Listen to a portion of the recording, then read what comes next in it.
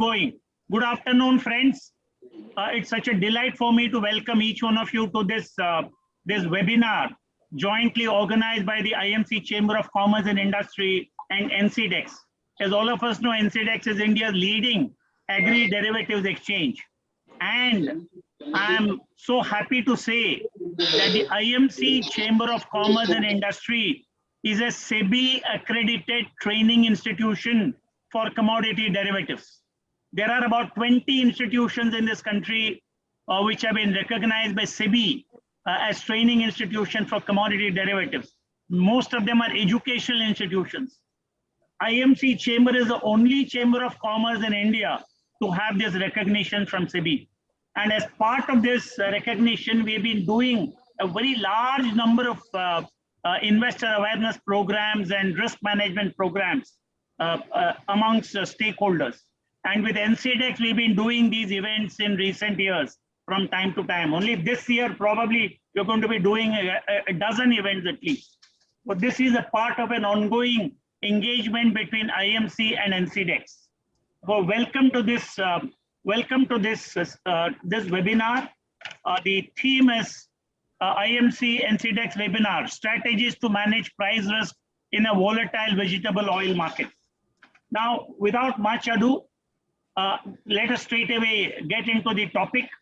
I have a brief presentation to make, after which, of course, I'll invite Sandeep Bajoria, then Rajni Panikkar, and then if hopefully Mr. Dwivedi will join by that time, and of course then Arun will talk about exchange perspective.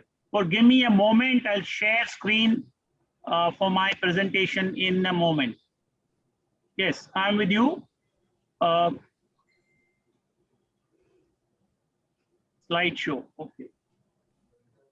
All right, here we go. As I mentioned, IMC Chamber of Commerce is the only chamber of commerce in India to have the distinction of having an accreditation with SEBI as a training institution for commodity derivatives.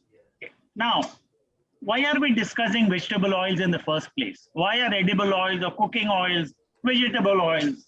Why are they important for India? They are important for multiple reasons. It's not just that it's a food commodity. It is a food commodity of mass consumption. Almost every Indian eats edible oil. Number two, edible oils have a fairly high weightage in the price index. Whether it's a wholesale price index or consumer price index, it has a high weightage. And therefore, when prices rise, there is always the risk of food inflation. And obviously there is a political sensitivity attached to food inflation. Governments do not tolerate food inflation because food inflation hurts the poor the hardest. And we have to admit that we have a very large number of poor people in our country whose per capita consumption is rather low, even at this point of time. We have had and we continue to have a chronic shortage of edible oils in our domestic market. Our consumption demand has been rising rapidly over the last 25 years, but our production growth, particularly oilseeds production, has not been growing as rapidly as demand growth. And therefore, to meet the demand supply gap, we are forced to import, and our import dependence in recent years has increased to an alarming level. And currently it stands at something like 70%, which is a very broad number. These are ballpark numbers. While our annual consumption is about, say, between 22 and 23 million tons, our import is between 13 and 14 million tons. Our domestic production is, say, between 7.5 to 8.5 million tons. These are ballpark numbers. And for that's the situation. And therefore, we are very substantially dependent on import of vegetable oils for our consumption. And the best part is that our vegetable oil market, our Indian vegetable oil market, is very well integrated with the global market. And how is it integrated? And why is it integrated? Very simply because we have a fairly liberal import policy. Imports are actually free, except that there is a rate of customs duty. Okay, and of course, in the last 1 year or so, because of several compulsions, there were more restrictions on, say, refined oil import. Those restrictions have now been substantially removed. Customs duties have been reduced, etc. But over the last 25 years, if you look at, in general, we've had a fairly liberal trade in edible oil, import trade of edible oil, which ensured that Indian market is well integrated with the global market. What does it mean? This integration means that the India's domestic market prices are determined not only by the domestic supply and demand fundamentals, but also by what's happening to palm oil production in Indonesia and Malaysia, what's happening to soybean production in USA, Argentina, and Brazil, what's happening to rapeseed production in EU and Canada, and sunflower seed and sun oil in Russia and Ukraine, all that. And therefore, global factors also impact domestic market. And that's what is the result of market integration. Now, so what is the effect of market integration? Yes, I think I said this. Domestic factors plus global factors both combine to impact the Indian vegetable oil market. And because there is a combination of domestic factors and global factors or international factors, the stakeholders in this business must have a 360-degree view of the market. They must have a global view of the market. It is not, you can't restrict yourself to looking only at India's supply and demand fundamentals, that how much India is producing and how much India is consuming. You must have a global view so that you will have a fairly good idea about the market dynamics. And therefore, in addition to the supply demand fundamentals, we need to watch global market drivers. And there are multiple global market drivers. And very quickly, if I have to capture, there are actually 6 significant global market drivers for any commodity for that matter, and certainly for edible oils. One is economic growth. There's a strong positive correlation between economic growth and edible oil consumption, or commodity consumption in general, and of course, edible oil consumption in particular. But it's important to track how economic growth takes place. Last year, we saw 2020, world economic growth declined. In some countries, it was a negative territory, and therefore there was a big demand destruction in 2020. But now that economies are rebounding, obviously demand is also rebounding. The second factor we need to watch for vegetable oils is the geopolitical developments. When we talk of geopolitical development, we need to understand we are discussing primarily the crude oil market. And there is a strong relationship between crude oil prices and vegetable oil prices, primarily through the biofuels route. When crude oil prices increase, there is a greater propensity to divert larger quantities of vegetable oils for biodiesel production. Some countries have a mandate. Some countries have discretionary blending. And therefore, in countries that have a mandate, obviously it is compulsory. They'll continue to use whatever quantities have been mandated. In regions or countries where it is discretionary, higher crude oil prices will encourage greater diversion of vegetable oils for biodiesel preparation. To that extent, vegetable oils available for food consumption will decline. Therefore, geopolitical factors are very, very important. Third one is monetary policy, extremely important. When we have a very liberal monetary policy, like we have at the moment, I call this ultra accommodative monetary policy. In the United States, the Fed has brought down interest rates to near zero and has expanded its own balance sheet by several $trillion. We have a lot of dollars floating around. A dollar is dirt cheap, and this also encourages a part of the liquidity to flow into commodities, including, of course, vegetable oil derivatives market. And therefore, monetary policy is also an important driver of commodity prices, and including, of course, vegetable oil. Currency factor is important. a stronger dollar will cap the upside risk to commodity prices. And we know in the last 1 year, dollar has weakened substantially, but in the last 3 or 4 months, it's gaining strength.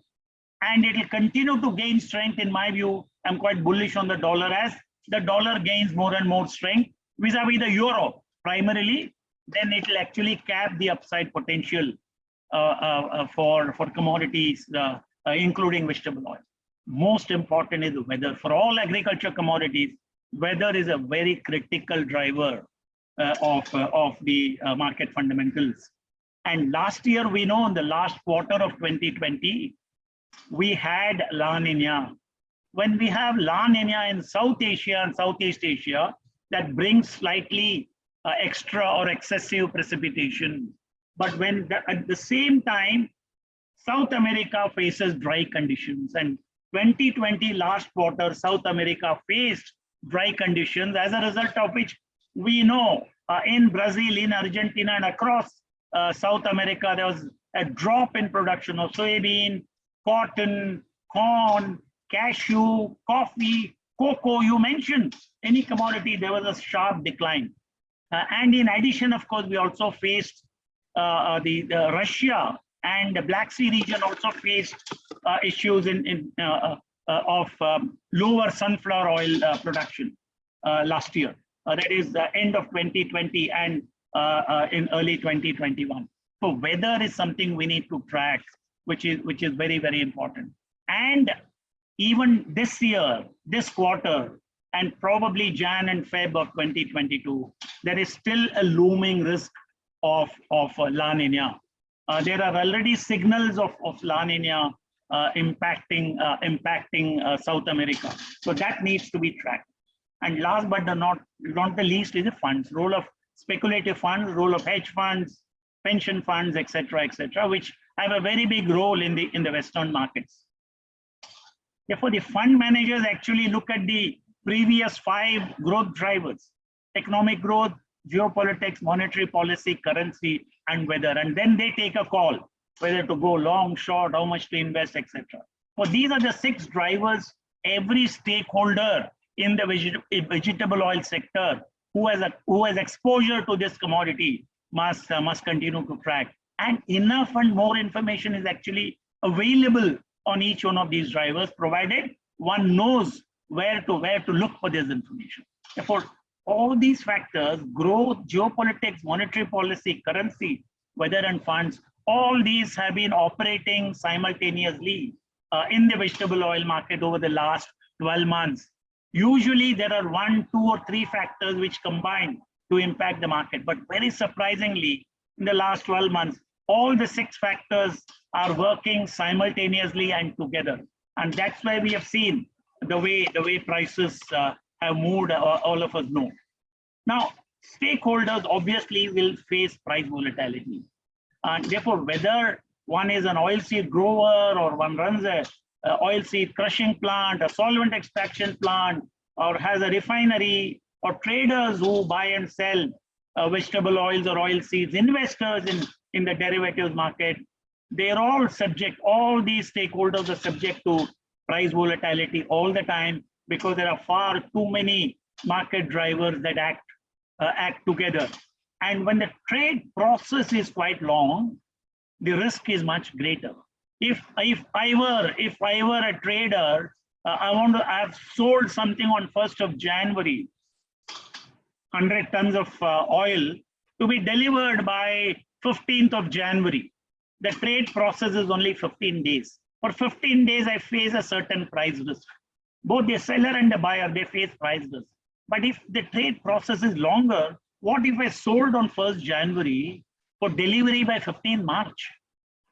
I think the trade process is longer. To that extent, the risk is also much higher, much elevated over a 6-week period. And therefore, longer the physical trade process, greater is the risk. And therefore, it is extraordinarily important for all the stakeholders to put in place a sound policy for management of price risk. Because we cannot wish away price risk. It is in the very nature of commodity market. There is no commodity market without volatility. Okay, it's unthinkable, for it is in the very nature. And therefore, we should learn how to manage the price risk. And therefore, what should we do to manage the price risk? One of the most efficient, scientific, time-tested mechanism or method of managing price risk is hedging, and hedging through the derivatives route.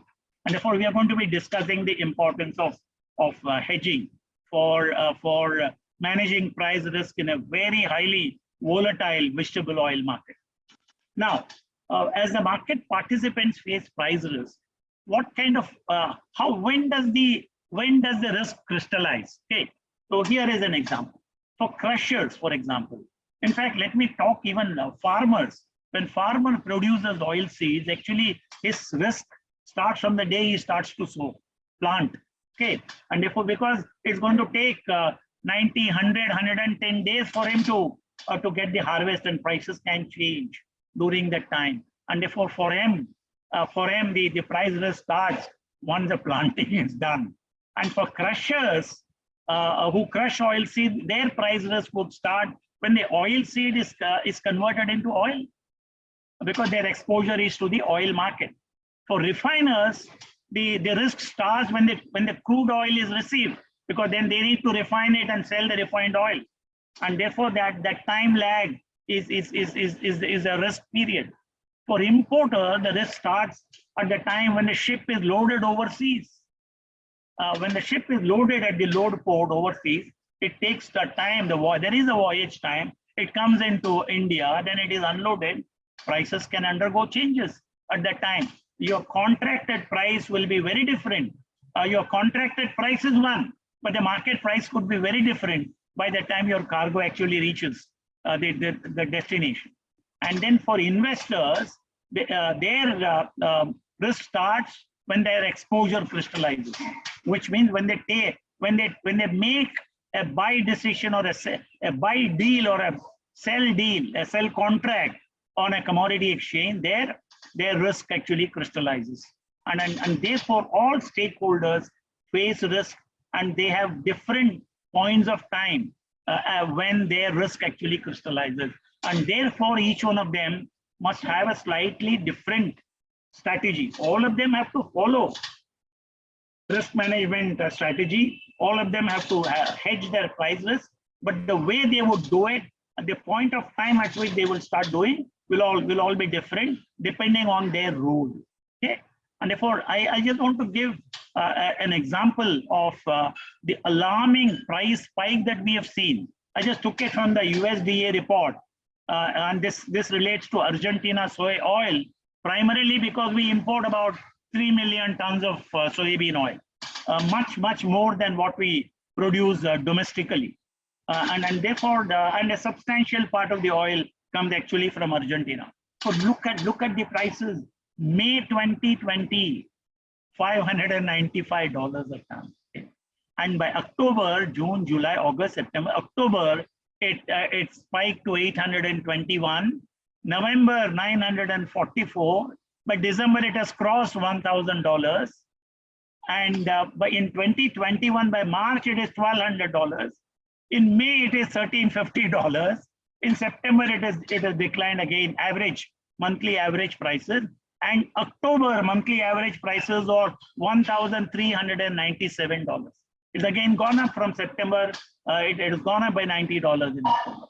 And at the moment, same with palm oil. Palm oil also has had this kind of a price movement. So imagine from May 2020 to May 2021, prices doubling or more than double. $600 becomes $1,350, more than double. What will the stakeholders do? What will importers and others do to manage this kind of a price volatility? Extraordinary situation. And therefore, the domestic market obviously moved in tandem with the international price trends, primarily because of the integration of the domestic market with the global market. Therefore, the question, it's a rhetoric. I just want to pose to all the participants, what would you have done? What would you have done in this kind of a very highly volatile vegetable oil market? If you had exposure to this market, if you're an oilseed grower, if you're an FPO, a crusher, a refiner, a solvent plant, what would you have done? I think it's an extremely great challenge for market participants, and there is simply no choice for market participants but to go to a commodity futures exchange and hedge their price risk. Often people, even 20 years after commodity futures were launched, people say, "Arey, kya hai to sattabaji hai, satta bazaar." In fact, hedging is not speculation. Not hedging is speculation. If you don't hedge your risk, you are actually speculating on the prices. I think that's the message I want to share. I think I'll stop my presentation here. Allow me to stop share, and I'll now invite Sandeep Bajoria, the one and only Sandeep Bajoria of the edible oil market, to share his thoughts on the theme, which is strategies to manage price risk in a very volatile vegetable oil market. Sandeep, the floor is yours. Mr. Chandrasekhar and I go a long way. The friends since 1980. It's been more than 40 years together now, and we are being very keenly. Sorry, don't reveal your age. You still look very young. Okay.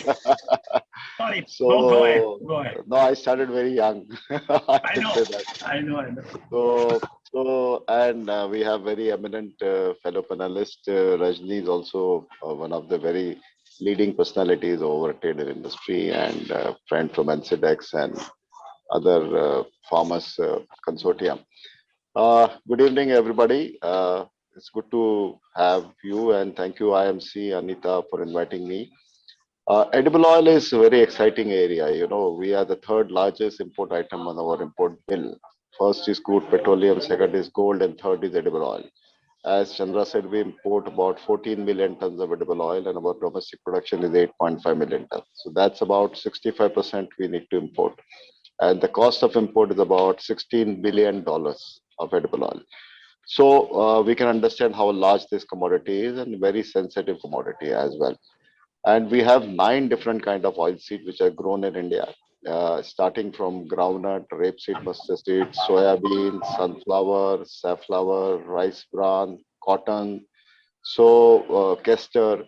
So it's a wide arena of oil seeds.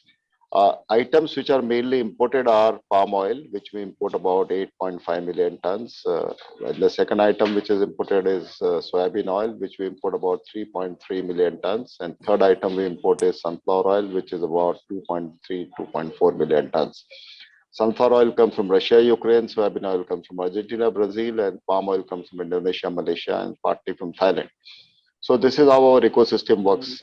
And as you know, from morning 6 o'clock the Dalian starts, and 8 o'clock Malaysian Exchange Index starts, 9 o'clock our NCDEX starts, and then 1 o'clock, 1:30, 2 o'clock we have European markets we start, and in the night about, although CBOT is project is around the clock, but actual CBOT starts at around 8:15 in the night. It goes up to 12:45. So from Monday to Friday, all of us have to be glued from morning 6, 7 to night 12:30. You know, this is how our schedule is. We are all actually, whoever is in edible oil trade, I must say, is one of the very hardworking persons, and he's earning his money through sheer hard work and dedication. So salute to all the people who are in this trade. It requires guts to be in this trade. And as Chandra rightly said, there's a lot of volatility, a lot of price risk management we need to do, without which we don't know where we will be. And we have seen the world's biggest companies like ABCD, ADM, Bunge, Cargill, Louis Dreyfus, and Wilmar, and other palm oil big companies also. For the extent everybody has a board approved hedging policy, so they don't keep their positions on hedge, and some companies have 60%, 70%, 80%, or maybe 95% hedge policies. So accordingly they keep their positions hedged, and that is the only reason these companies are surviving more than 20, 30, 40, more than 100 years. Otherwise, you don't know in any 10-year period, one cycle comes or once year comes in a very different way due to weather conditions, due to like unnatural happening like COVID or anything can happen and you can be wiped out. So it's very, very important for a company to have a proper hedging policy and adhere to that hedging policy very strictly. So this has become very important, and I think Indian companies have started realizing it and they have started working towards it. And as you see the quantities which are imported and the value which is there, so you have to at different stage keep your hedges on. However, sometimes we have a problem like in which exchange we should hedge which commodity. For example, if you buy CNF crude palm oil for a refining and into India, a lot of 5,000 ton.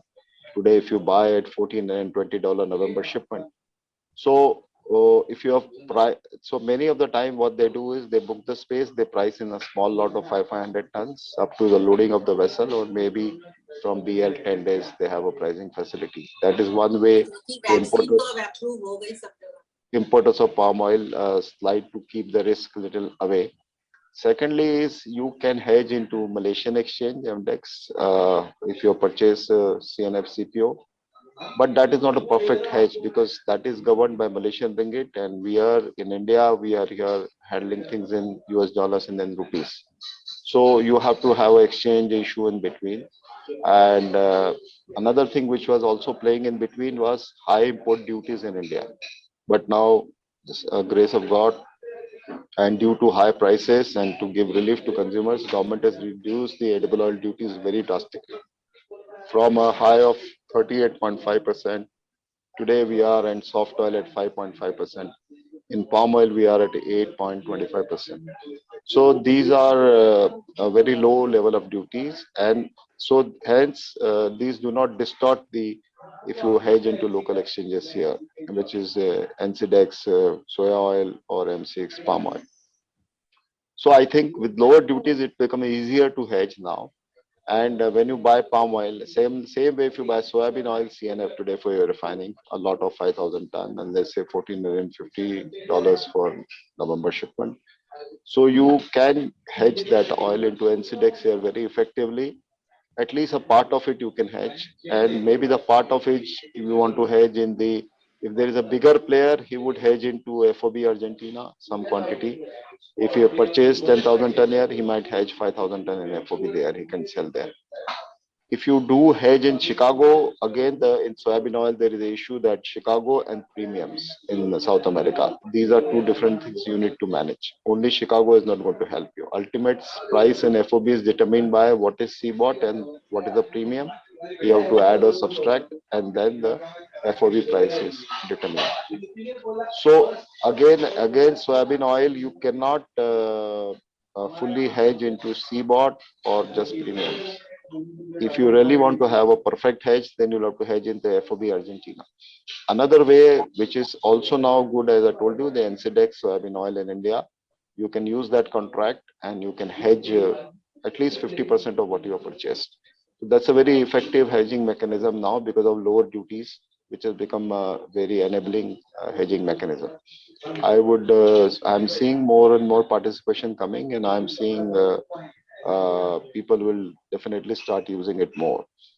Soybean seed exchange, NCDEX contract is also very good. We have been seeing it being very extensively used, and people who buy seed here from the farmers, the crushers in India, have a fantastic hedging proposition here in NCDEX soybean seed contract. So if you buy seed today, and if you bought, so let's say 10,000 tons of seed, and if you want that you want to hedge 3 or 4,000 tons, NCDEX is very liquid and it gives you a perfect hedging proposition to us.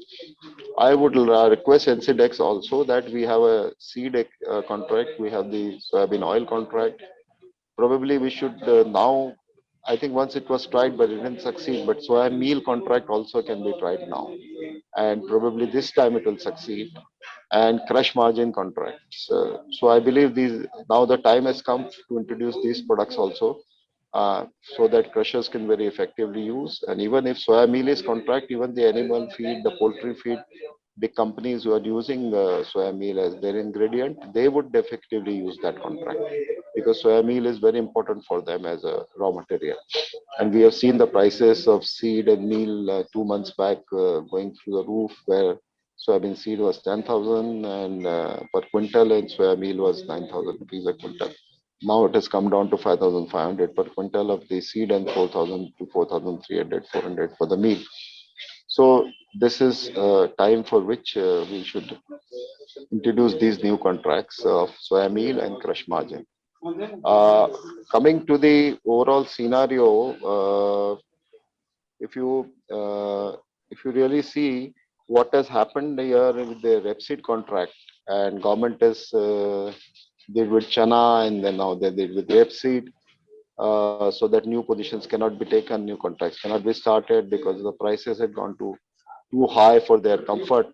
It was a retrograde step, but maybe in their own mind, they were thinking, applying various measures to control prices. They did so. So we are not going to challenge them on that. We would only say that if okay, you did it, and now festival season is gone. Maybe let another 1 month go, but from 1st January onwards, at least you allow the Repsol contract to come in again from February onwards, February contract onwards, because that's a very important mechanism which is needed. We want to increase the Repsid crop and then Atmanirbhar Bharat, and we have the last time with a crop of 80 lakh tons, 8 million tons, and this time the sowing is very good, and we should look forward a crop of at least 10% extra, maybe 88, 90 lakh tons. So at this time, the all the farmers and the cooperatives and the oil millers and processors, everybody would require that hedging contract, without which to handle a 9 million ton, 90 lakh ton crop without any sufficient hedging mechanism is going to be very difficult. So I think it's a time that government should think and allow this Repsol contract to restart again from 1st January. I would appeal them to do so. And it's there are better ways to control the futures if they are going to very uncomfortable levels, which are by margins, which are by daily fluctuation limits and all that. A banning thing is like most uncalled for thing. But this is what I would request the government to look into that. Another aspect which I would say is uh, the Indian overall scenario in veg oil sector is now very much in. I must tell you about physical market, that so much of fluctuation come in the prices. The prices have gone up by more than 50, 80, 100% in last 12 to 16, 18 months. And they have sometimes come down $200, $300. They again go up by $200. All these things are happening, but somehow physical market of oil and oilseed is very organized, very regulated, and we do not see any default kind of situation which happened or which is happening. So this is a good thing that to all, I must congratulate all the market participants, all buyers and sellers, that they have managed this market very well. And it's a pride that we are able to keep this market in a very healthy condition. Not only that, contracts are honored very well in physical, at the same time, the payments are also very fast. In edible oil, there is no big credit system. Either payment is CAD or payment second day or fourth day or seventh day, which is not there in other commodities. So I must say, these edible oil players are really a one organized lot.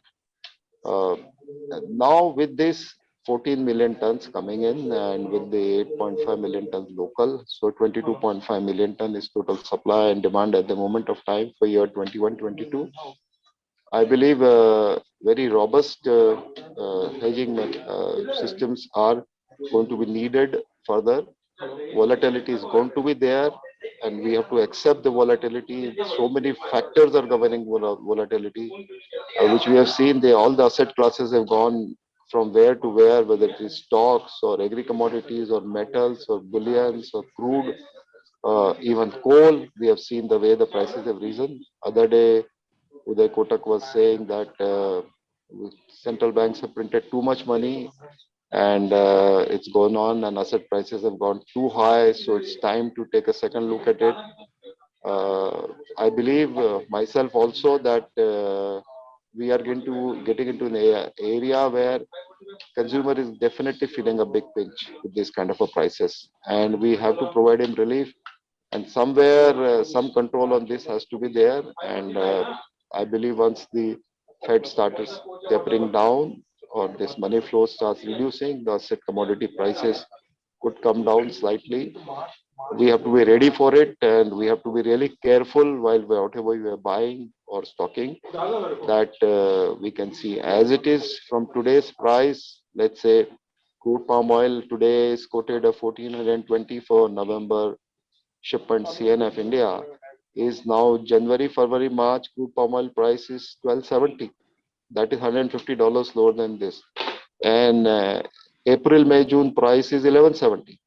That is another $100 below that. So where is 1420 and where is 1170?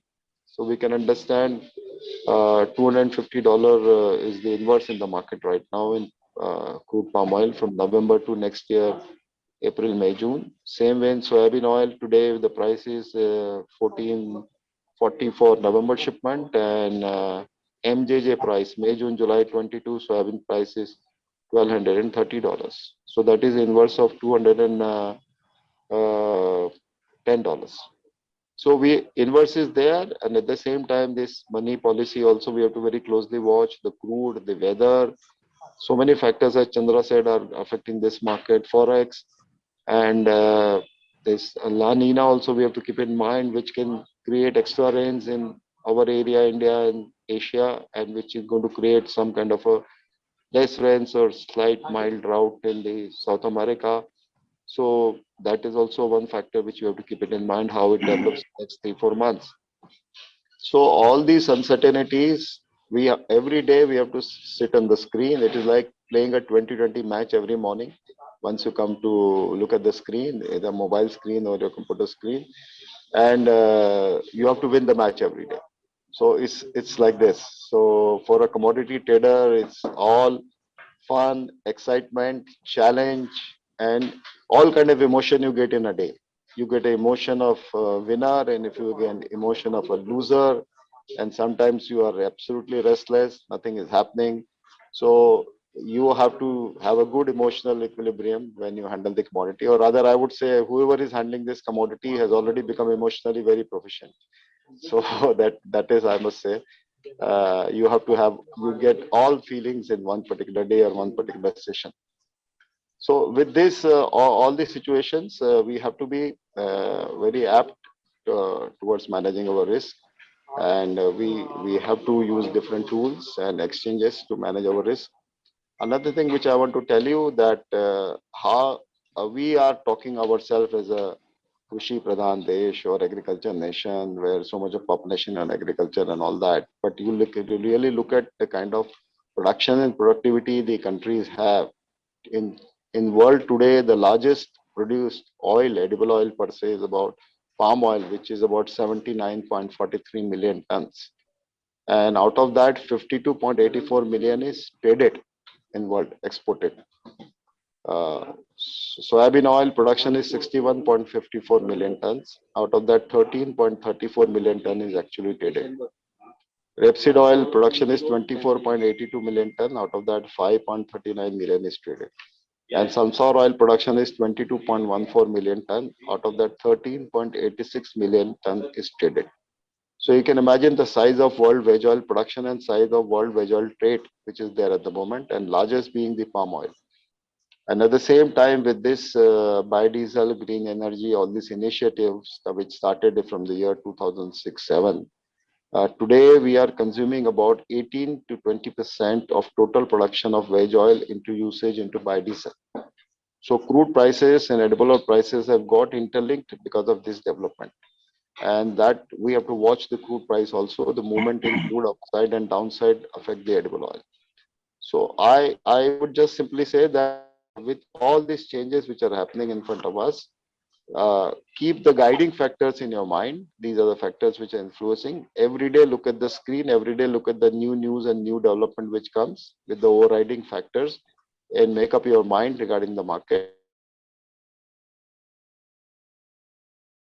70%, 80% 90% what you want to do, but you must have a hedging policy and you keep that much percentage of your position hedged. That is going to make you do good business, at the same time make you survive throughout all ups and downs and be a robust organization for years to come. Thank you. Thank you very much. Thank you, Sandeep, for so candidly sharing your thoughts. You made a strong argument in favor of hedging price risk, because we just can't wish away the price risk. Okay. Thank you very much. I'm sure time permits, we'll have one more round of Q&A. But before I go to Rajni, I feel quite excited, and therefore I must mention the very august presence of Mr. Nadir Godrej on this event. NBG, welcome to this event. I'm so delighted you are present. And I must also recognize the presence of my friend Atul Chaturvedi, President of SCA. He is also logged in. Thank you very much, Atul. Welcome. Thanks. We now go on to Rajni Panikkar. She will share her thoughts with us. Rajni, about 12 to 15 minutes, your thoughts on the vegetable oil market, volatility, how to manage this volatility, and how do we de-risk this business. The floor is yours, Rajni. Thank you so much. Hi, Chandra. Hello, welcome. Thank you. Welcome. Thank you so much, sir. And I would request your permission, sir, to keep my video off, because I'm just finding it difficult. So because of the connection, so I will just, I hope I'm loud and clear. Yeah. And indeed, sir, that announcement from your side of the August presence is very encouraging. And thank you all for attending, for taking this time out. We hope that, we make it worthwhile, your attendance. Without spending any more time, thanks, but of course acknowledging, and a big thank you to IMC and NCTX for inviting me here to share my thoughts on strategies to manage the very volatile edible oil market, or the volatile commodity markets. Very eloquently, Chandrasekhar sir gave us the agenda of this meeting. Sandeep ji, of course, gave us the ringside view on what it is to be an edible oil trader, how to fight the daily ups and downs, which becomes a part of their lives and part of all edible oil trading companies. So today, what I'm going to do in that stipulated 10 to 12 minutes that has been given to me is confine my discussion to some of the strategies that are used in hedging the oil price risk. Sandeep ji, of course, gave us a global view on how how edible oil can be hedged, not just in India exchanges, but in overseas exchanges as well.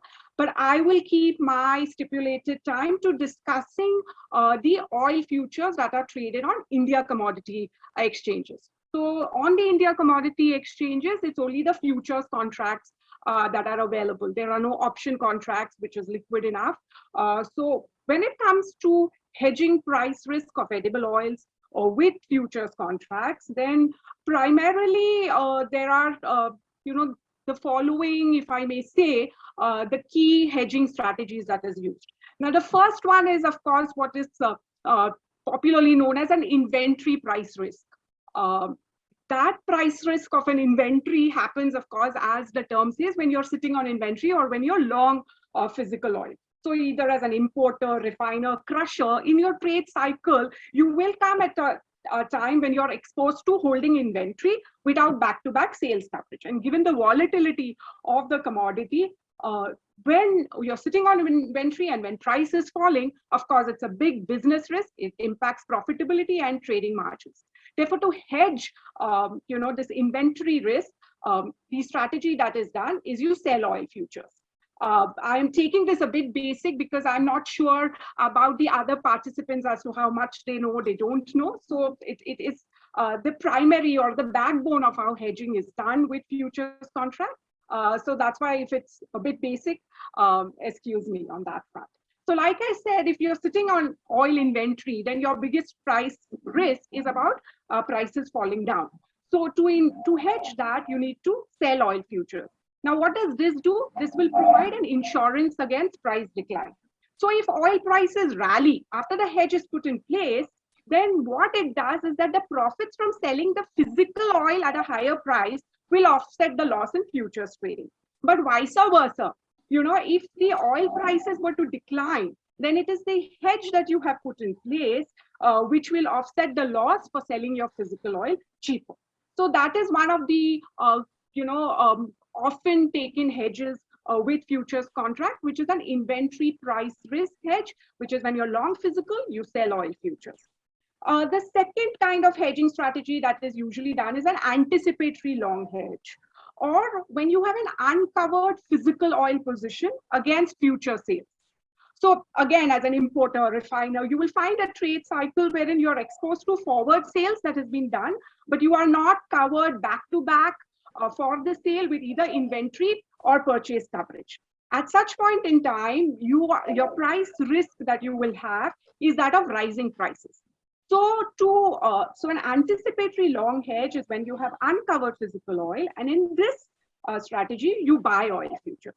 So this also, just like the earlier strategy, will give you price insurance against price gain. So if oil prices decline after the hedge is put in place, then here also the profits from buying oil cheaper in the physical trading will offset the loss in futures trading, and the reverse if prices were to rally after the hedge was put in place. Long futures, short futures form the backbone of the hedging strategies with futures contracts. And now the third kind of strategy that is quite prevalent is when you have perhaps exposed to both. You're holding inventory in the near term, but you have uncovered physical oil for your future sales. So in such a scenario, also the futures contract can come in very handy. You can execute what is called as a calendar spread hedge, which will involve two legs. So against the inventory that you're holding, you sell the near month future. And against the uncovered physical oil for future sale, you buy the far month futures. Now, what this strategy will do, it will protect against price decline for inventory held and provide price protection from price rally for uncovered physical oil for future sale.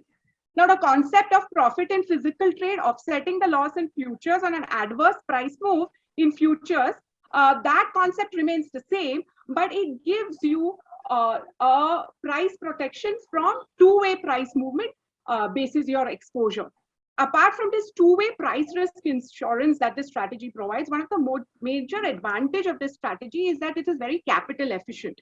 Because the moment you have a calendar spread hedge, the margins that you need to deposit with the members to trade on the exchange will attract only 25% of the margin that otherwise you will have had to put in if you were doing only a long hedge or a short hedge. For example, if on the long side, the exchange margins is 10%, and on the short side also it's 10%.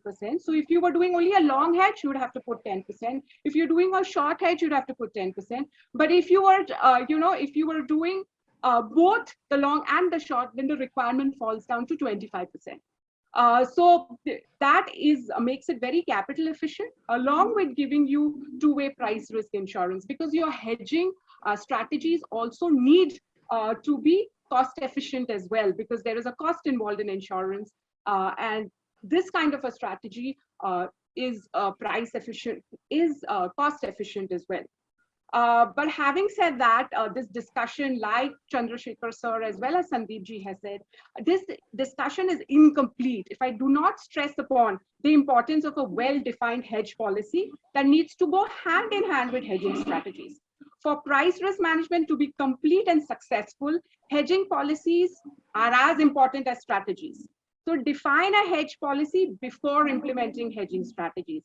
Broad framework of hedge policies should be to quantify risk exposure and define the hedge percentage on a dynamic basis.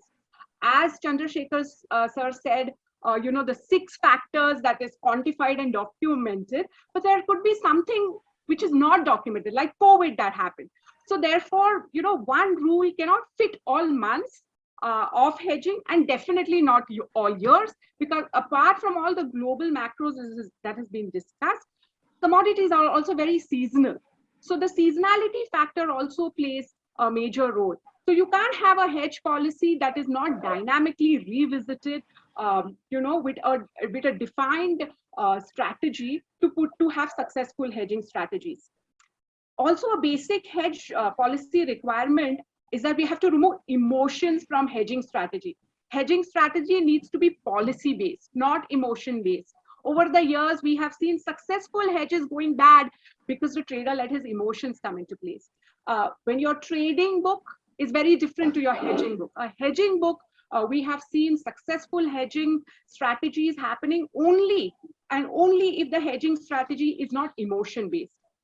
We need to have careful, in-depth commodities, macro factor analysis, whether it's the supply and demand, regulatory conditions, currencies, weather, which can either be an in-house market intelligence or a combination of in-house and external market agencies, to arrive at a predefined hedge percentage, which can be, say, defined every quarter and then revisited. So define a policy, stick to the policy, and unless conditions on the basis of which these policies were defined do not change, do not abruptly change hedging strategies, because that is what eventually results in an inefficient hedge. It is not the instruments, it is usually this interference which is driven by emotions and not process, which results into the required results not getting materialized from your hedging operations. I would like to conclude by saying that futures contracts are price discovery instruments. They also facilitate price risk management as they are traded contracts. So use the price discovery in futures to your advantage by ensuring against adverse price risk with the longest duration contracts with adequate liquidity. In such a way, it is always the future is what is uncertain and carries the risk. So ideally, hedging strategies should try to cover price risk with the longest duration futures contracts as possible. And most important, hedge trade should merge with physical trade. They are two sides of the same coin. Lift the hedge when physical trade price risk is mitigated. Hedges need to be process driven to succeed. So as an intermediary with nearly 2 decades of experience facilitating price risk management for a large number of corporates, I would like to conclude by summarizing that prices will remain volatile. You have to manage it, and for price risk management, be objective, not subjective. Be disciplined and process driven, not emotion driven, and these form the backbone of any successful hedging strategy. That's it. Thank you very much, Rajni, the evergreen. Rajni, thank you very much. You're absolutely precise and eloquent. Thanks. I think you made out a strong case. Thank you so much. I hope we'll have a little more time towards the end for another round of Q&A. I'm now going to invite Mr. Yogesh Dwivedi, CEO of Madhya Bharat Consortium of FPCs. Yogesh ji, are you there? I can see his name. Yogesh ji, will you switch on your video? Mr. Yogesh Dwivedi.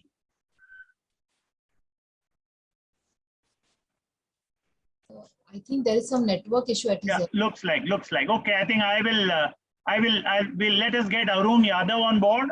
Arun Yadav represents NCDEX, and I'm sure he's going to bring to us the exchange perspective. And after that, we'll go back to Mr. Yogesh Dwivedi for his FPO perspective. Yeah, Arun, please go ahead. Thanks, Chandrasekhar sir. Anita ji, I will be sharing a presentation. So can you can. Okay, thank you.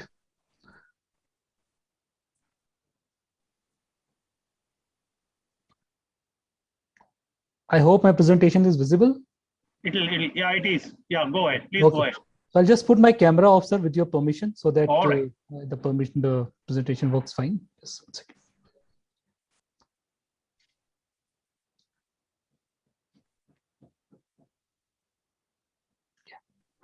So yeah, good evening, everyone, and I would like to thank IMC for for organizing this wonderful event. And I think the panelists before me, they have basically talked about everything that I want to talk about. So I think my presentation would be more of a summary of what everybody has talked about, and maybe in the end of the presentation, I would cover a bit of what Rajni has talked about, how hedging can actually help a user of a commodity to kind of protect them from the volatility in the market.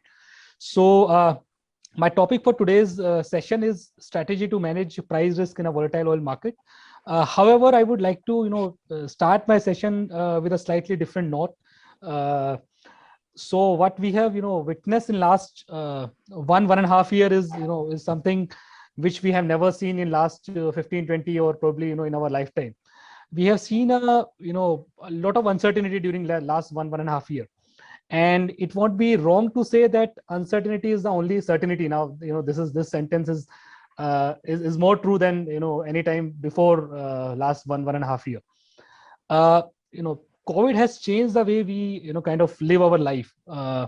It has kind of made us realize how fragile our world is, and I think there are smaller things which we actually never thought about, never thought to bother about, are something which are impacting our daily life in a big way. So I think we all know this picture, right? This is Evergreen, which was stuck in Suez Canal, and I think this this event, we have all seen how a ship at a wrong place at the wrong time can disrupt the entire supply chain of the entire world. And this is not the only event. I think there are many such events that have taken place in last 1 year. We know how the chip shortages across the world have impacted the entire electronic and auto industry. It is still continuing. How the coal shortages has pushed the world's second largest economy in darkness, and I think, as we say, that the list is endless. Now, why I'm talking about all this, because our markets are no exception. When we say our market, I think I'm talking about the entire commodity market. So the entire commodity market has seen an unprecedented level of volatility during the last 2 years, and I think the panelists before me have also talked about that. You talk about any commodity, the volatility has been there. In last 1.5 year, it has been very volatile. We talk about thermal coal. The prices of thermal coal have more than tripled in last 1 year, and then in last 1 month or so, they have fallen like anything after China intervened into it. So this is not the only thing. I think the price of almost all the energy things have gone through the roof. You talk about crude oil prices; they are more than doubled in last 1 year, and I think crude oil, as other panelists also talked about, is that very closely correlated with our commodity which we are talking about, the edible oil, because as Sandeep ji has also said, that almost 20% of edible oil is now kind of diverted to for the energy needs.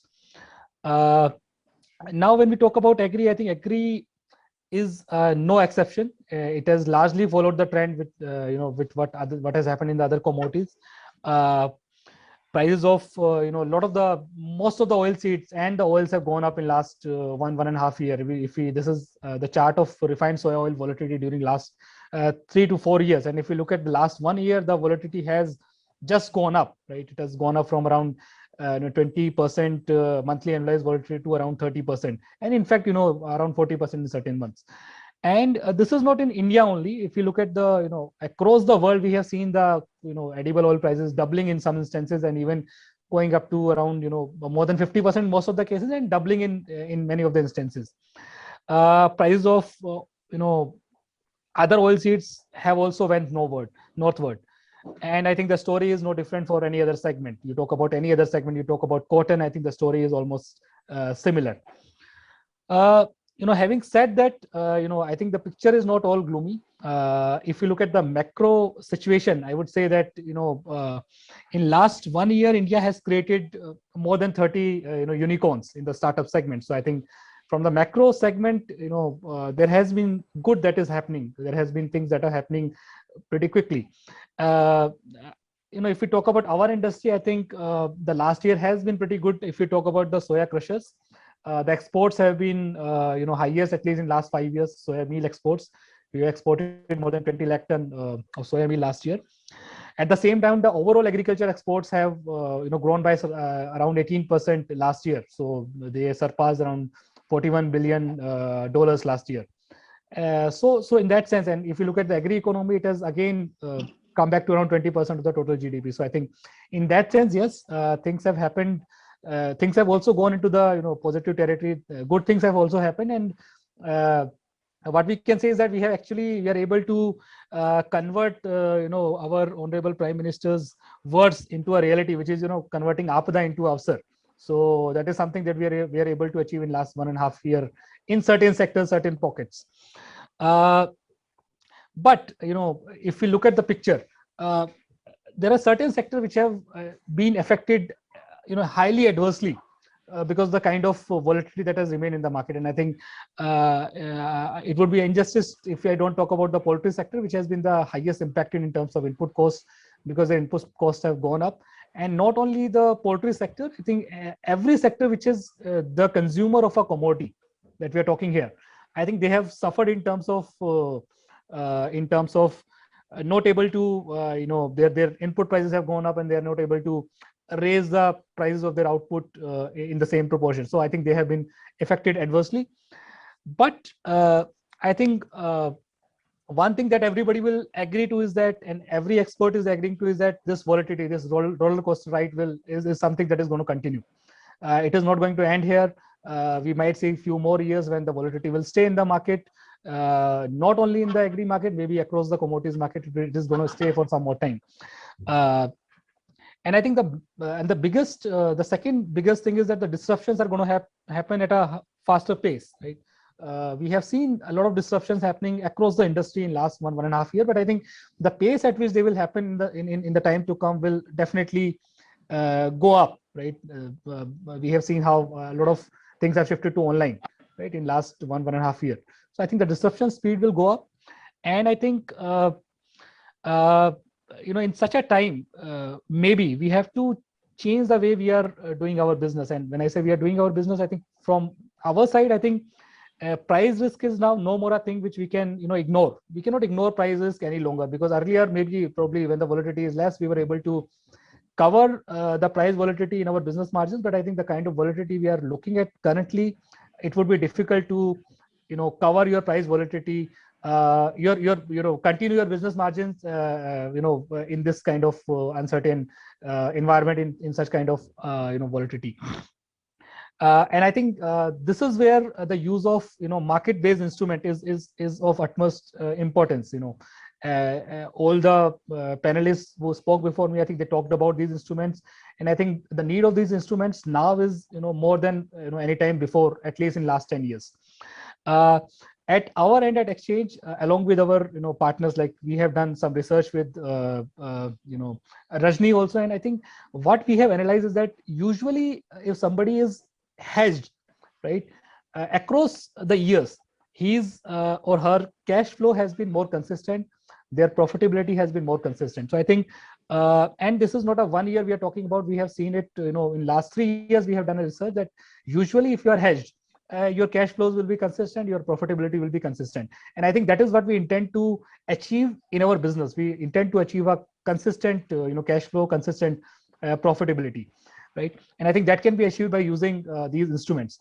Now I'll just there are many examples. I'll just take an example of Rajni talked about this, but I'll just go into a bit of deep.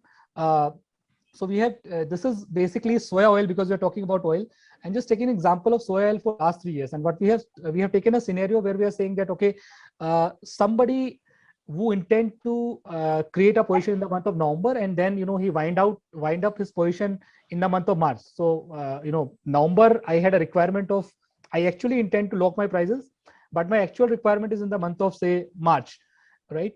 So basically I have three things that I can do. One is I do nothing, right? I purchase in the month of March, whatever is the price, right? I'm not bothered about it. That is one scenario that I can do. I think the second scenario is that I buy physical in the month of November. I hold it for next 4 or 5 months, and then I finally utilize the stock in the month of March. Now in that case, I have to incur a inventory cost, and if I look at the second row, it shows that my inventory cost, if I purchase in the physical in 2018-19, which the prices were 760 rupees per 10 kg, and my final purchase price after adding all the holding costs and all, it will be 801 rupees. In the second case, I can do the same thing using futures. I buy futures in the month of November, right, which was 755 rupees at that point of time. I square off my futures in the month of March, that was 761 rupees at that point of time. I bought the November future, I rolled over my position every month to the next month. essentially, my rollover cost and my future difference will come down to 10 rupees. And if I, look at my final purchase price, it would be 764 rupees in that case. And I think the third case was that I don't do anything. I just buy in the spot market in the month of March, which is at 774 rupees. So if you look at this particular, these three rows, I have compared all the three results and all across the 3 years. In all the 3, years, what we have observed is that a person who has hedged in the futures, as a buyer, I am talking about, he is better off in all the 3 situations. So we have taken example of 100 ton of oil requirement, and in all the 3 years he is able to kind of manage his risk, have a certain certainty about his cash flows, certainty about his profitability, and he is always well off compared to not taking any position, or compared to holding physical for these 5 months. So I think hedging has given a better return in all the 3 years, and I think we can extend this study for if we compare it for 5 years, 10 years. I don't think results will be any different. Now these slides just are how we have done it, so I think I won't go into that kind of a detail. We can definitely share it with whoever require it. Now why this kind of results are coming? That's mainly because if you look at the the correlation between the spot and the future prices, they are very, very closely correlated. If you look at this chart, you will find that there is a continuously there is a perfect correlation between the spot and the future prices. And that is why if I hedge in the futures, I am able to replicate my or I am able to offset my risk in the physical almost almost 100% through the futures market. It is never 100%. Basically there is some basis risk which is involved, but if we don't keep the, if we can anyways are not able to, nobody is able to manage the basis risk, so we have to take that kind of risk. But usually the price risk is always higher than the basis risk. So I think if we are able to, and that is the reason why we are able to mitigate our risk by using the futures market. These are the specification of our refined soy oil contract. It is Indore based contract, 5 metric ton of trading unit. It is a cash settle contract, 5 paisa tick. I think those who trade know about these specification. It's ex Indore prices. Before I finish off my presentation, I think I'll finish it off with the same statement with which Chandrasekhar sir has started it. Not hedging is actually speculation, right? Not hedging is the biggest speculation. If I'm somebody who is holding any kind of stock, whether it is oil or seed or meal, and I am not creating an offsetting position in the futures, I am basically speculating in the physical market. I am not a stockist. We call it as we call ourselves as a stockist, but I am not a stockist. I'm actually a speculator in the physical market. And I think the case is similar when I am a user. I have already sold my material and I have not covered the physical, right? So I think the big statement is that not hedging is also speculation. So I think that is something that we have to keep in mind. And I think with that, I'll just I think I think my time is over, so I'll finish it off here. Thank you very much. These are my contact numbers, contact detail. If anybody want to get in touch with us, you can get in touch with us on these numbers and email ID. Thank you, Arun, for sharing the exchange perspective. Very well spoken. I want to now invite Mr. Yogesh Dwivedi. He's the CEO of Madhya Bharat Consortium of FTCs. Yogesh ji, are you there? Yeah, I'm here, but unfortunately, since I'm in field, so good evening to everybody. Sorry, actually, I cannot open my camera because it is dark. Actually, I'm in field, and there was some sudden program happened, so I am here, but I'm joining. So, yeah. So please just excuse me. No worry. What I wanted, sorry. So that's we want to say here only 2 things. One is that hedging model actually, as everybody knows, farmers alone, it is very difficult to them to can enter into such type of marketing options or trading options. So इसमें थोड़ा challenge है, and FPOs are coming forward, and FPOs are playing important role to mitigate these prices risk actually, particularly considering the volatile nature of this oil seeds market. But same time, we also wanted to highlight few things here. Ki currently our oil, this sector, it is mostly over dependent on soybean actually, and soybean situation from last few years actually, and due to this weather changes, and this is, so Correct. it is, become more risky. So, and same times, since we are, importing a lot of, this palm oil from the, outside countries. So that, make whole things, more vulnerable actually. Ye problem hai. And so मेरा जो आगुम basically जो point है कि we have to shift actually, थोड़ा सा हमें oil में soybean based में थोड़ा, क्योंकि अभी तो हम नेट इंपोर्टर है ऑयल्स के, और ऑयल सीड में सोयाबीन पे जितना फोकस है, उसके अलावा जो दूसरे हमारे ट्रेडिशनल क्रॉप था, इधर इट इज ग्राउंड नट या हमारा जो सनफ्लावर है, और हमारा लिन सीड था। लिन सीड का इनफैक्ट बहुत कम लोग यूज करते हैं, but it is a very useful oil, but इसका अवेयरनेस बहुत कम है। Another is mustard oil is also. So इसमें हमें गवर्नमेंट को जो है कि इसको प्रोडक्शन को लेकर के जिस तरह पल्सेस में गवर्नमेंट ने फोकस किया था, उसमें इसमें तो हमें सोयाबीन पे थोड़ा जो डिपेंडेंसी है उसको कम करना पड़ेगा, बिकॉज इंटरनेशनली प्राइसेस जो है वो सोयाबीन के प्राइस जो है वो इंटरनेशनल मार्केट गवर्न करता है। और उसमें जो फार्मर है, अभी मध्य प्रदेश में ये ट्रेंड हो रहा है कि सोयाबीन का एरिया, अभी मैं रायसेन डिस्ट्रिक्ट में हूँ, अभी I mean Gairatganj, this is a block of Raisen, which was this block, and this district was sometime it was known for this oil seed produce soya production. But अभी यहाँ पे 50% area is shifted from soybean to paddy. From in last 3-4 year अभी हम लोग आ रहे हैं, तो सड़क के किनारे जो areas देख रहे हैं कि पूरा paddy में। So this is a huge challenge for soybean. और being a FPOs हम लोग अभी जिस तरह से सोयाबीन में प्रॉब्लम फेस कर रहे हैं, तो हमें लगता है कि एक तो ये इश्यूज है कि जो क्रॉप में जो फोकस है उस पे हमें और थोड़ा सा देखना पड़ेगा। और जो NCDX और इस तरह के प्लेटफॉर्म है, उसमें भी ऐसे क्रॉप्स हैं जो कि शायद हमें थोड़ा इसका रेंज बढ़ाना पड़ेगा, ताकि उस तरह की मार्केटिंग अपॉर्चुनिटीज मिले। साथ में जो इस तरह का जो प्राइस जो रिस्क मिटिगेट करने के जैसे पुट ऑप्शन है या हेजिंग के जो मॉडल है, उनमें अभी थोड़े इश्यूज है। ज्यादा डिटेल में बात नहीं करूंगा, but being FPO I found के देयर आर इश्यूज एक्चुअली, उसके कुछ हैं जिसको कि थोड़ा अभी और उसमें काम करने का। And in fact government support is also required actually, because there are certain investment where so it is difficult actually to any simple farmers or any normal FPO can join and can get the benefit of this options. So उसमें जो चाहे वो margin की बात हो, चाहे उसमें हमारा स्टॉक्स ट्रांसपोर्टेशन और इस तरह के जो उसके जो वेयर हाउसिंग, ये जो एक्सपेंसेस है, इनमें पुट ऑप्शन में कुछ सेवी ने अभी एक लेके आया था कुछ ऑप्शंस, और उससे काफी सारे हम लोगों ने उसमें ट्रेडिंग किया था, उसका यूज किया था, बट अभी वो बंद हो गया। और अभी तो पुट ऑप्शन और इसमें भी ऑयल में भी अभी गवर्नमेंट ने कुछ समय हेजिंग में भी बैन लगा दिया था। तो इस तरह के बैन की बजाय हमें, मैंने अपने पिछले प्रोग्राम में भी हम लोग बात कर रहे थे कि बैन लगाने के बजाय इसको कैसे हम ज्यादा फार्मर फ्रेंडली बना पाए, फील्ड फ्रेंडली बना पाए।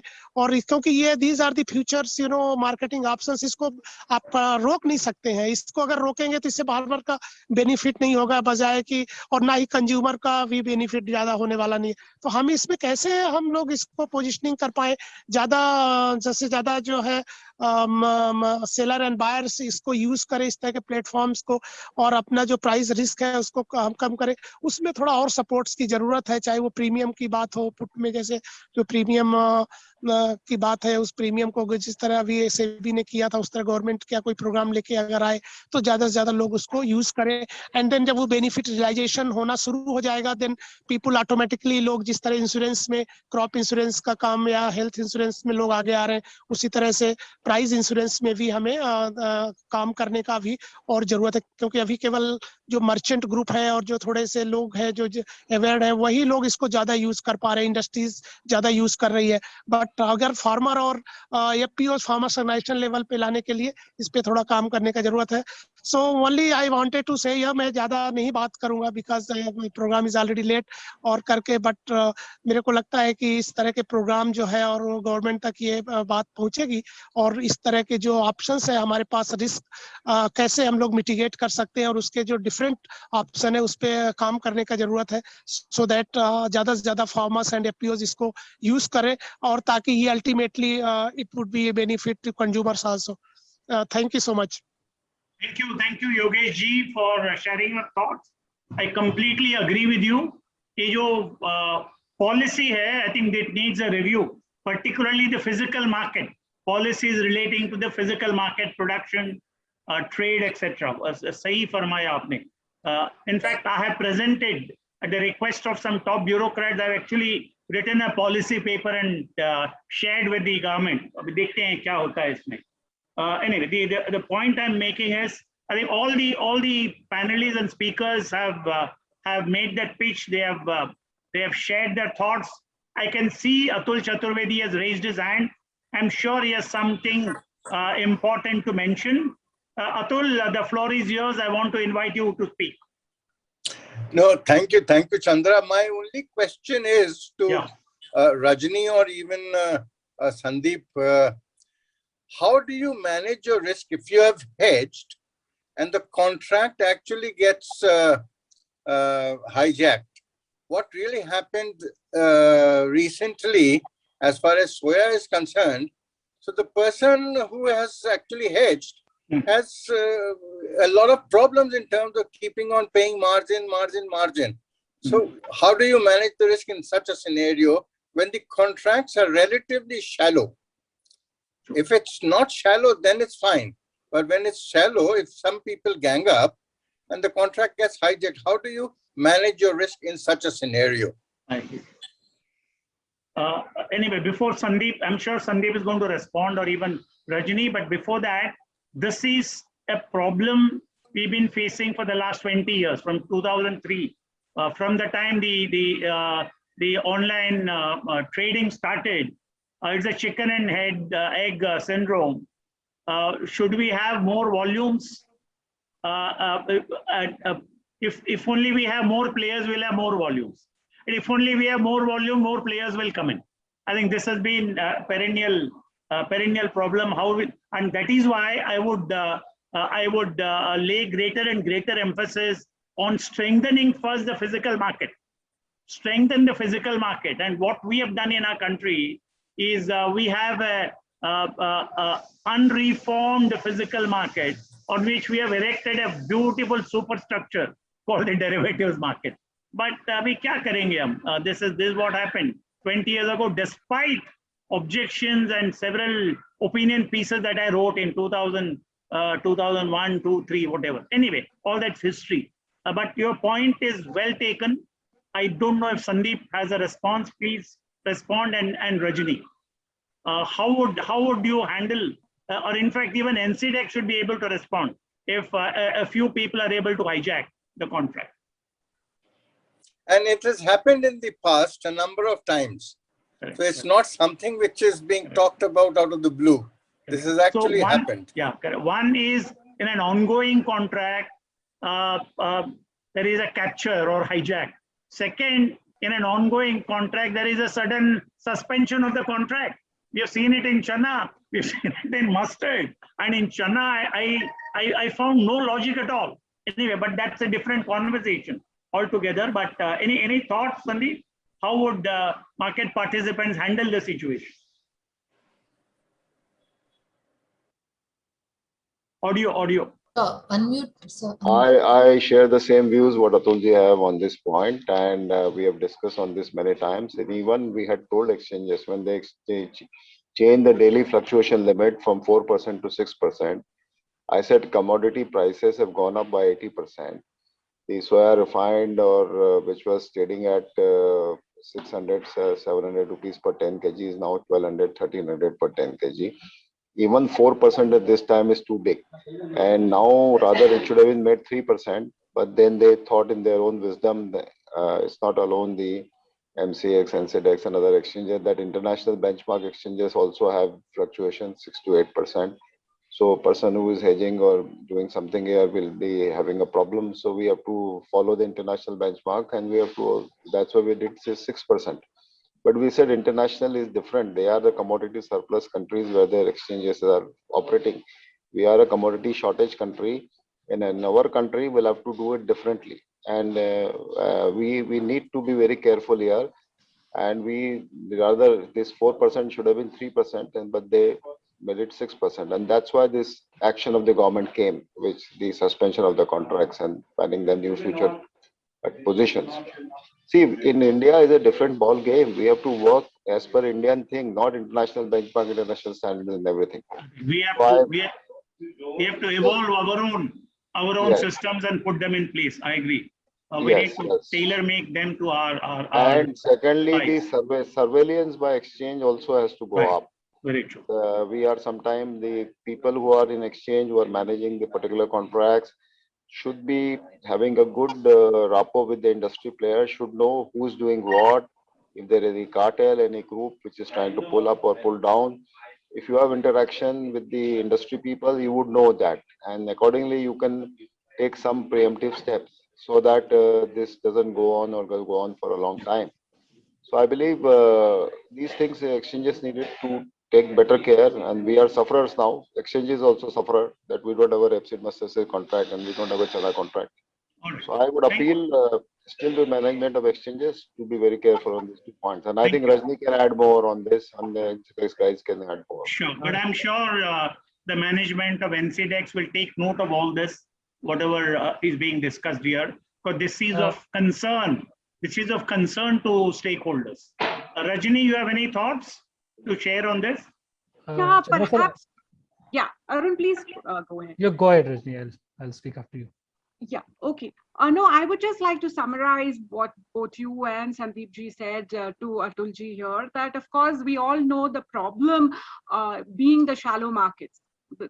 If a market is shallow, obviously it becomes easy per se to take it in one direction or the other. The larger the number of participants, the more liquidity, the more efficient the price discovery. But having said that, we need to start somewhere. So that is what we've been doing year after year to get more participation and to increase liquidity.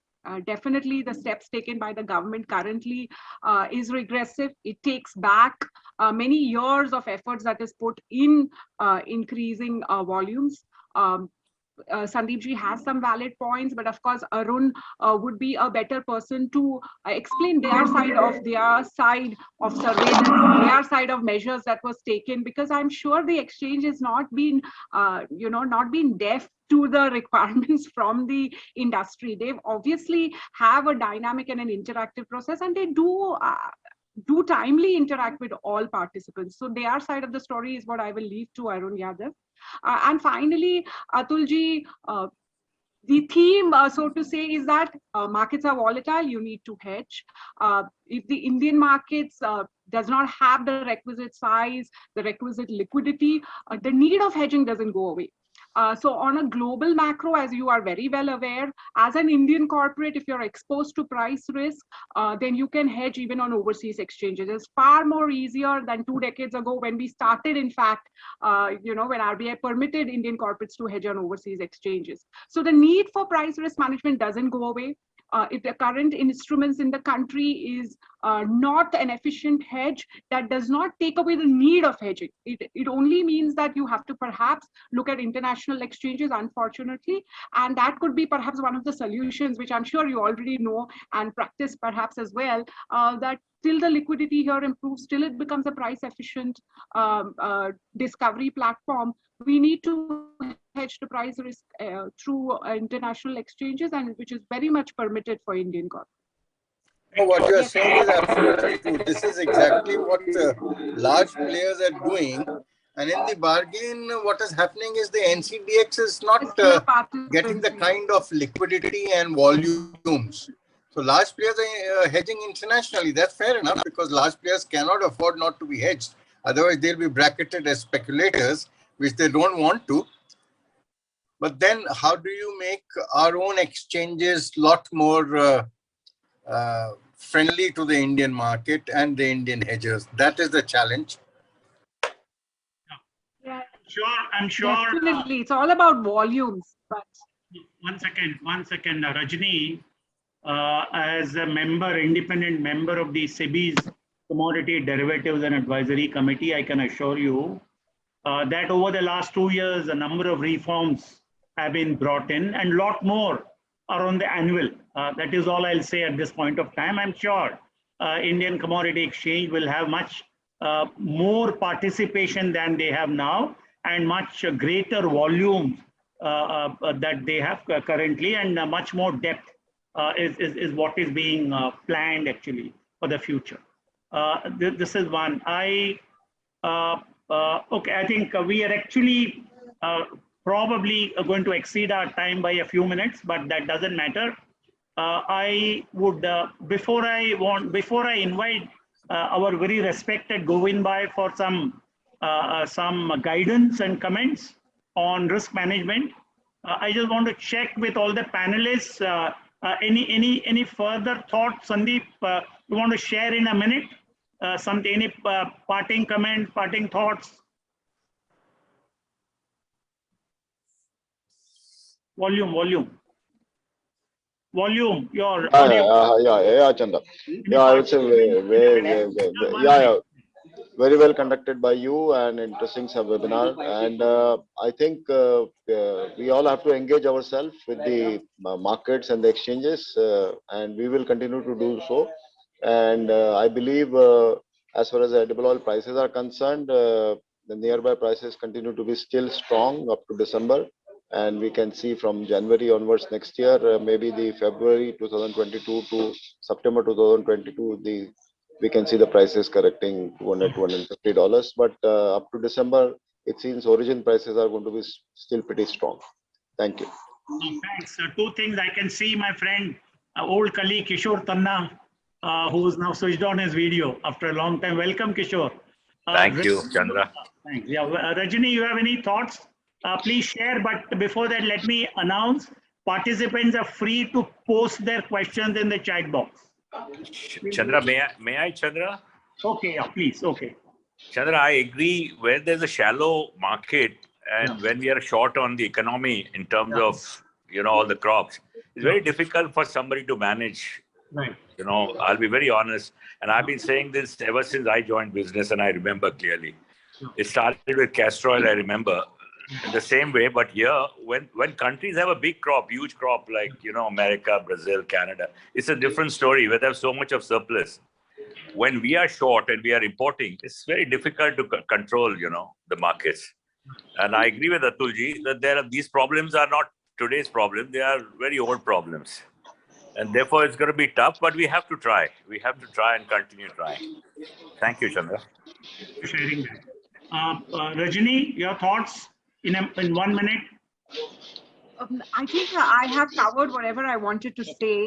The message that I would like all participants to take home is, of course, the need of hedging cannot be overstressed. Markets are going to remain volatile. Hedging strategy in place, but like the talk that I had put in, it requires to go hand in hand with hedging policies. You need to remain invested in the markets for a longer time. Whether it is on your hedge strategy or perhaps even your personal investments. The message is that you have to be at it in a disciplined and for a longer tenure. You can't just have stopgap arrangements, because that is not hedging. It will not give you the required results. So whichever instrument you choose on whichever exchange, I think these key points should definitely not be ignored, which is to be disciplined, have a strategy, have a policy in place, and do it over a long term. Some months might not give you the required results, but over term, if you do it on a long-term basis, you will definitely be able to iron out the commodity volatility. Very nice, very well. Thank you very much. And that brings me back to my teaching, where I say there are 4 primary requisites for a successful trader. One, at least a little bit of capital. Second, most important is knowledge, product knowledge and market knowledge. Third is strategy. And fourth is discipline. I think these are the 4 primary requirements. Anyway, be that as it may, Yogesh ji, you have any comments to make? Anything more you want to add? Okay, I think it's probably gone off the radar. Yes. Are you there? No, sir, he's not there. Okay, all right, okay. Arun, do you have any thoughts to share before Yes, sir. Yes, sir. So I think I second the thoughts which Rajni had just put up, that hedging is a requirement. Maybe the markets are not perfect, right? And I think the direction which the regulator is working, the exchanges are working, is to make it up, to grow this market. And I think again, it is a chicken and egg situation, right? What will come first? Whether the participant will come first, how will the liquidity come? It will come through the participants. But I think just to add to Atul sir, what he has also mentioned is that, at that point of time, the scenario which we are talking about, I think there are certain steps that the regulator has taken in last 1 year. One is related to the margins, right? There are additional margins that have been imposed in lean season contracts. And, at that particular point of time, the soybean scenario that we are talking about, the margins have reached to around 50%. In a 50% margin scenario, you are almost, as good as physical. So I think, I think that's one point that is there. There are concentration margins which are being imposed. There is a, I cannot get into the detail of that, but there is a surveillance system at exchange level and also at the regulator level, which keep on monitoring, such kind of situation and take actions accordingly. I cannot, as I said, I cannot get into the detail of that because that is a different, altogether a different aspect, right? There's a different team. Even we do not talk about these things with them. So I think these things are in place, sir. But I think, ending the thing, I think it's not a perfect market. We agree with that, but I think we all have to make it a perfect market and have to, move towards that. It's a continuous process of learning, identifying problems, sorting the problems out, and it's evolving. The markets are evolving, certainly, and I'm sure there is more scope for much better evolution. I think we will now invite our very highly respected veteran of the oilseeds and oils trade. We all should call him our Bhishma Pitamaha. I want to invite Govindbhai Patel to share his thoughts briefly. Yeah, before we end the conference, before we conclude. Yeah. Thank you very much. Thank you very much, Mr. Chandrasekhar. No, please. Am I audible? Yeah, perfect. Right. I have nothing to add than whatever is said and discussed here. I am very thankful to IMC for organizing such an very informative webinar. For any person who is dealing in vegetable oils, hedging is must. As you rightly said, non-hedging is speculation. And one should have discipline if we want to deal in vegetable oils market. One suggestion I wanted to make, lot of quantity of soya digum oil on high seas is being traded in India, and there is no contract for high seas soya digum oil contract. Of course, there is contract for refined soybean oil, but it is not a perfect hedge. So one should think over to include digum soybean oil high seas contract in the future market. Thank you. Thank you very much. Thank you, Govindbhai. I think this is a suggestion for NCDEX to consider. So in addition to refined soy, also consider crude high sea sale basis. Very nice. Any chat any questions in the chat box? Let me have a look. No, I think please share, please contact, please help in import. Okay, all right. I think it's about now close to 6:40. We have slightly overshot our time. I want to thank all the participants for their patience and for their participation. Particularly, I'm so delighted. Some very senior, highly respected industry stalwarts and veterans have been here. Govindbhai Patel, Mr. Nadir Godrej, Atul Chaturvedi, Kishore Tanna, and I've had the pleasure of interacting with all of them over the last several decades. It's a great honor for me. Thank you very much. I also want to thank Sandeep Bajoria, Rajani Panikkar, Arun Yadav, and of course, Yogesh Dwivedi for participating and sharing their thoughts. There are a number of take-home messages, particularly for NCDEX. You heard the participants, you heard the speakers. Maybe you need to internally discuss how to improve if there is scope for improvement. And I'm sure there is always scope for improvement. But the fact simply remains, this webinar has underlined once again the fact that edible oil market will continue to remain volatile. Maybe not as volatile as in 2021, but who knows? It will definitely continue to be volatile. And you've got to hedge your risk. If you don't hedge your risk, you are at a risk of taking a big hit in your top line and bottom line. I think that's the underlying message. And therefore, with this, let us conclude this webinar. Let me once again thank all the panelists, thank all the speakers, thank all the very highly respected and eminent participants in the seminar. Good luck. God bless you all. Thank you. Thank you, everyone. Thank you. Thank you, Chandra. Thank you, everyone. Thank you. Thank you very much.